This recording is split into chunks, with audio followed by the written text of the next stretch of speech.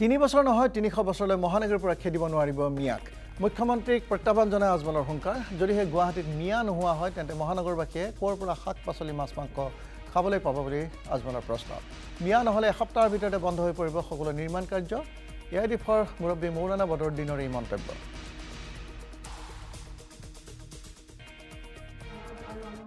আমরা মিয়া মানুষরে গুৱাহাটী ঢুকতে দিব না 3 দিনের ভিতরে আমি গুৱাহাটী খালি করে দিই মই কইছো তুমি 300 বছর ভিতরেও গুৱাহাটী মিয়া থেকে খালি করতে পারবে না আরে মিয়া না হইলে তুমি এক সপ্তাহ পরে ভাত খাইবে সবজি পাইবে না রুটি পাইবে না পেঁয়াজ পাইবে না আলু পাইবে না লাউ পাইবে না মাছ মাগুর মাছ পাইবে না গোয়াল মাছ পাইবে না খালি স্বপ্ন দেখবা টেলিভিশনে বসিয়া হায় রে গোয়াটা কত মজা আছে যদি পাইতাম তাহলে মিয়া যদি লিয়ে যায় না খাওয়ার কোনো ক্ষমতা নেই ভাই এমন তো বিশেষ ভাষা আপনি ঠিক আছে যদি কিচ্ছু খায় না মাছ খায় না মাংস খায় না সবজি তো খাইবেন না হাওয়া খাইবেন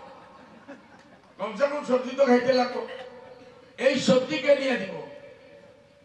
কেউ দিব না আপনারে আল্লাহ দিব আর আমার মিয়া ভাইয়ে দিব